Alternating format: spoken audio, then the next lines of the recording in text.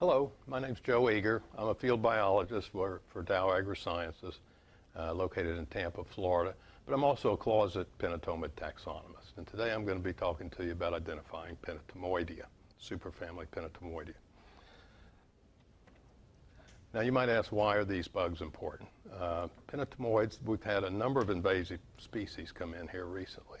One of the most well-known is the brown marmorated stink bug, Haliomorpha halis. This thing came into Allentown, Pennsylvania area and has spread in the northeast. It's now on the west coast as well, and it's continuing to spread.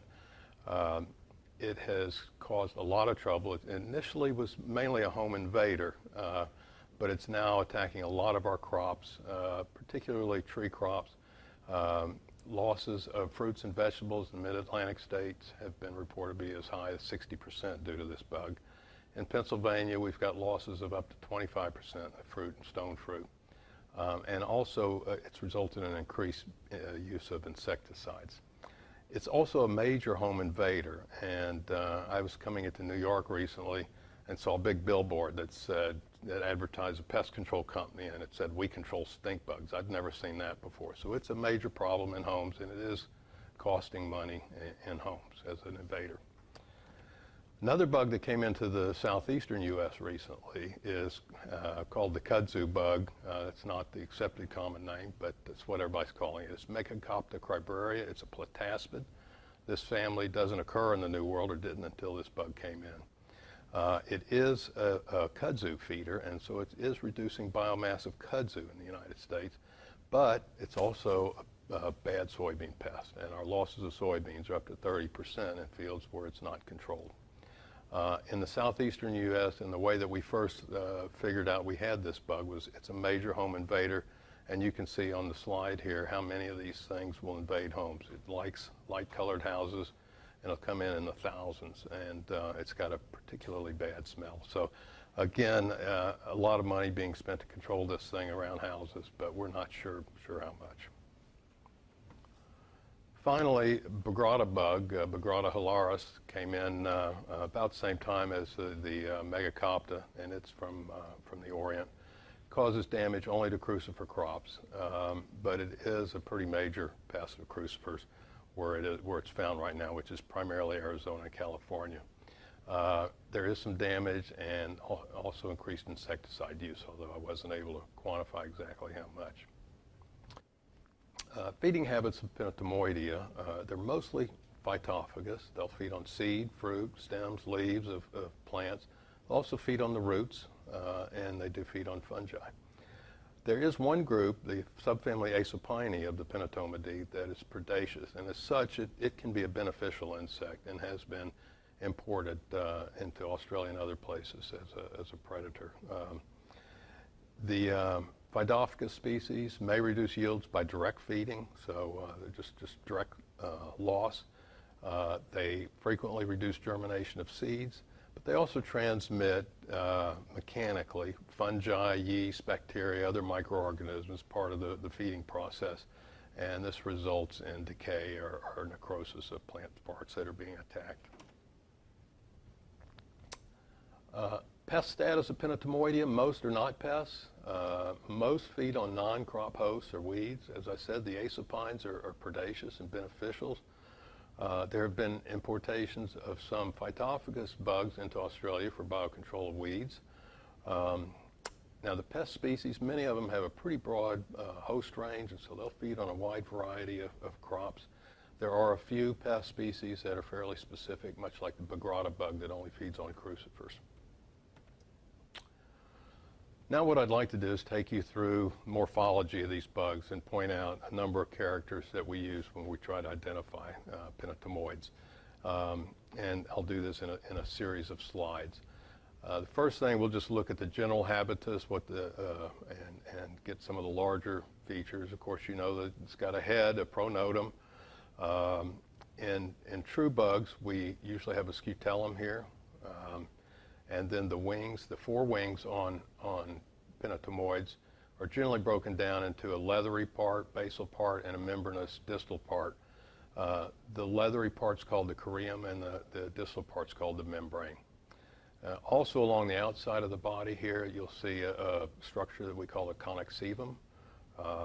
And this can be important, how exposed it is, coloration, that sort of thing. Looking in more detail at the head, these bugs have 3 lobes on their head. The central lobe is generally called the tilus or clypeus, and then the lateral lobes are called the juga or the jugum, each is a jugum or a paraclypeus. Of course, they've got compound eyes, most of them do anyway, and most have ocelli.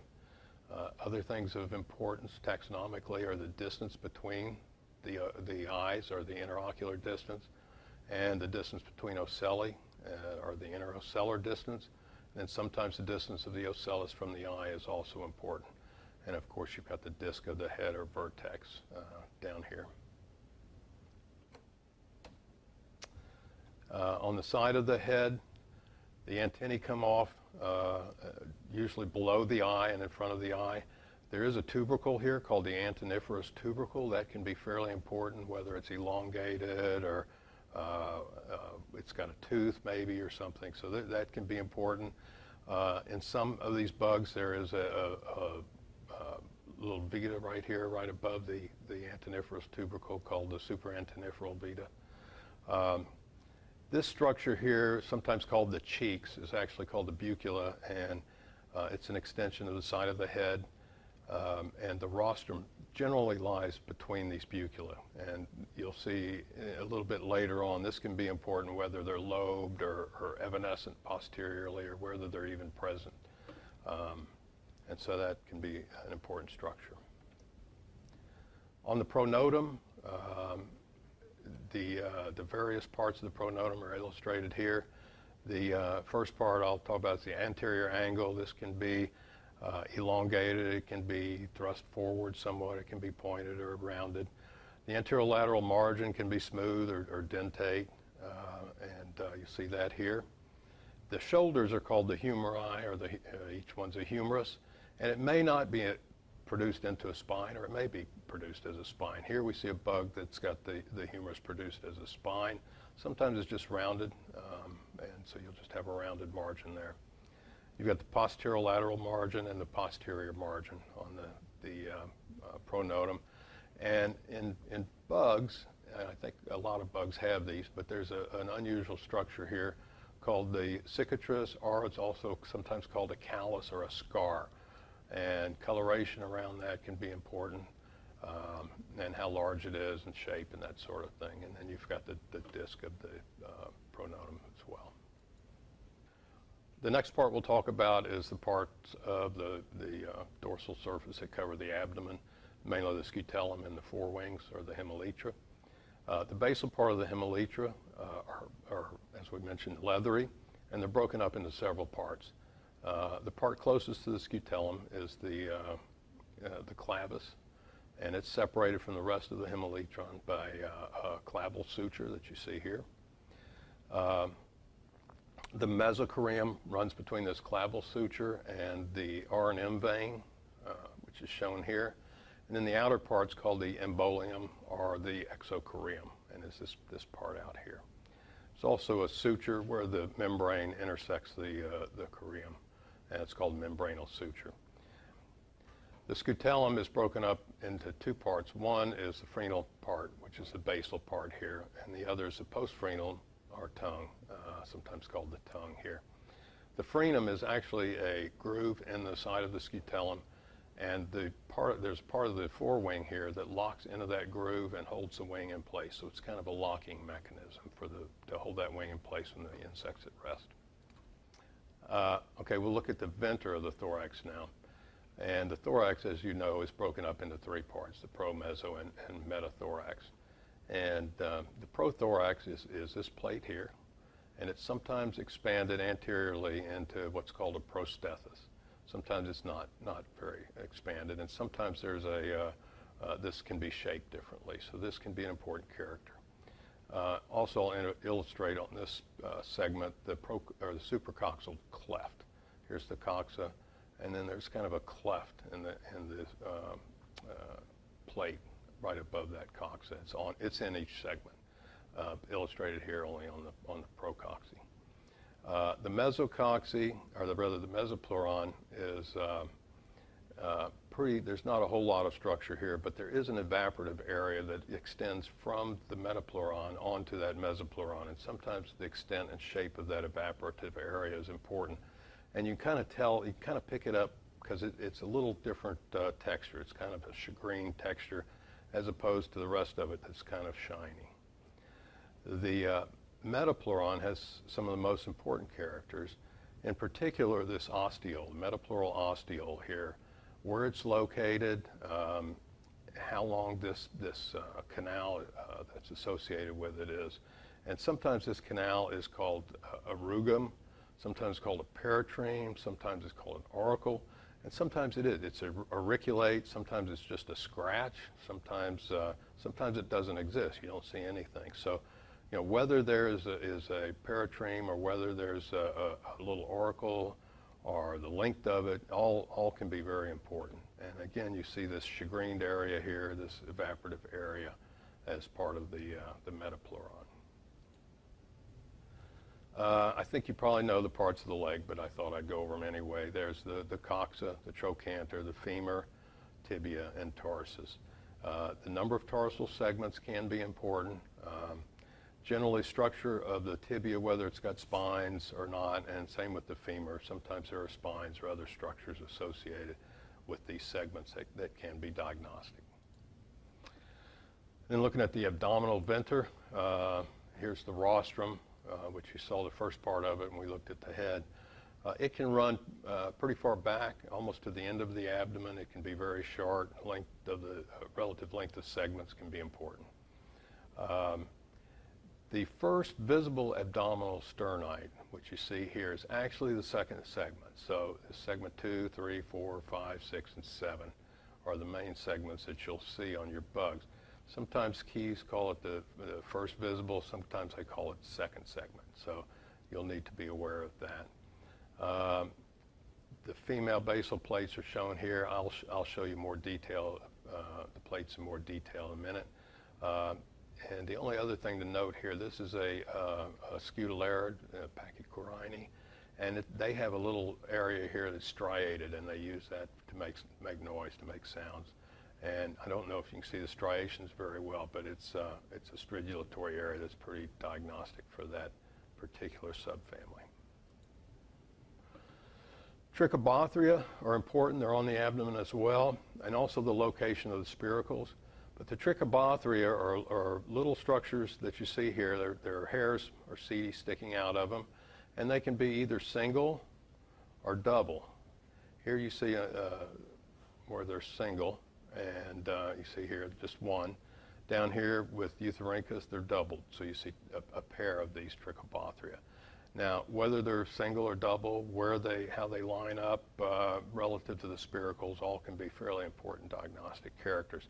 These are also pretty hard to see sometimes. Sometimes you got to turn the bug on its side and look for those setae to help you find these Trichobothria.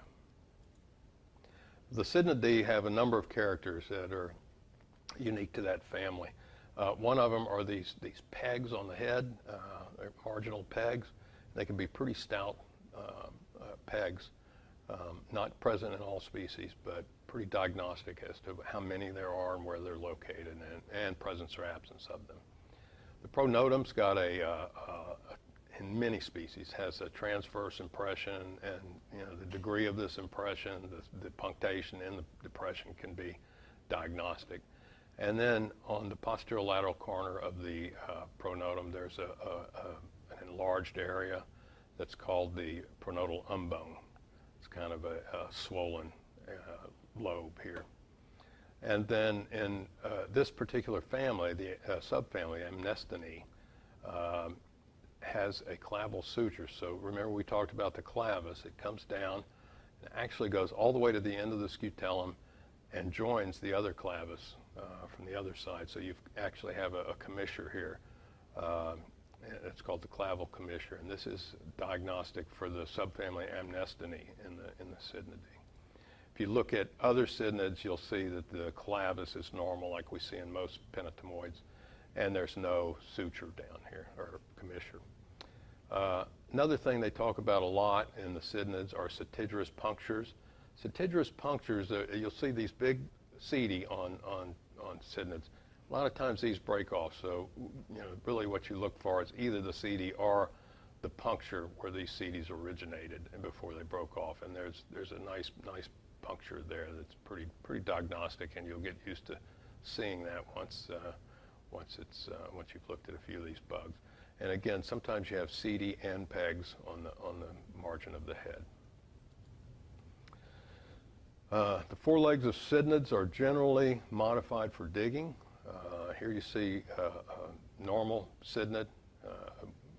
Most of the families look like this with the foretibia enlarged and spines and pegs on it.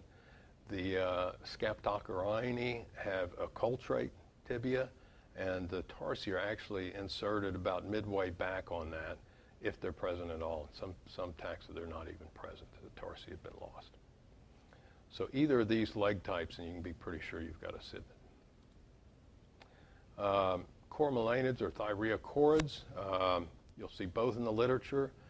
The foretibia is generally cylindrical. They're typically spined, much like the cydnids, but you don't see that flattening and the modification for digging.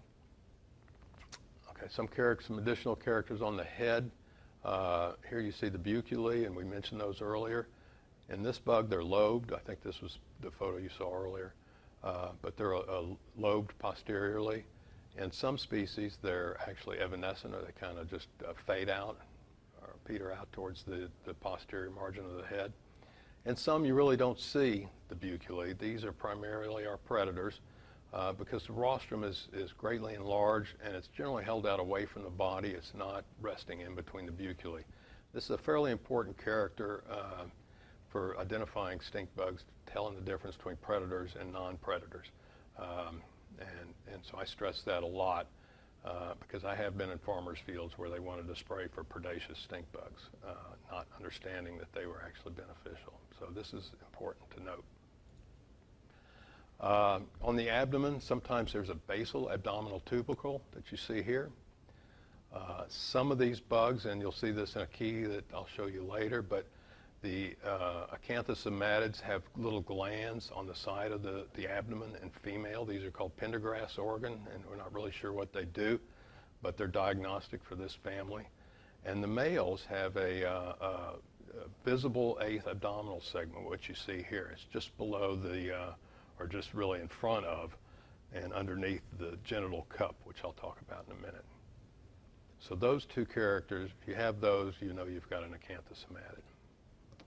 The genital cup or pygophore of stink bugs is generally a distinct cup. You can pull it out and dissect the parts out of it. It's attached by membranes. It's generally exserted during mating, but it's held up under the wings usually when it's not mating.